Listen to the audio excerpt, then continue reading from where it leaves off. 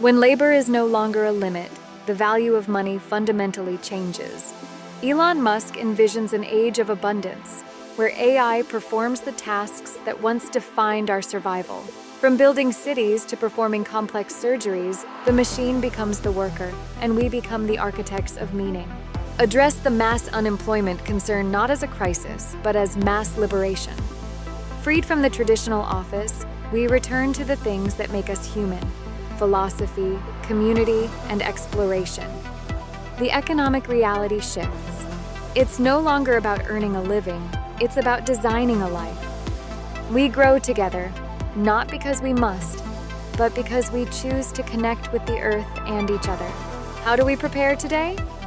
The focus turns inward, highlighting the importance of human-centric skills. Creativity, empathy, and leadership, these become the true currency of the new world. Rote memorization fades, replaced by the development of emotional intelligence and complex, creative thinking. Our value is no longer measured by output, but by our capacity to connect, innovate, and inspire. We are approaching a world where scarcity is a memory and human potential is truly limitless. The question is no longer, how will I survive, but rather, why do I exist? In a world where you can have anything, who will you choose to be?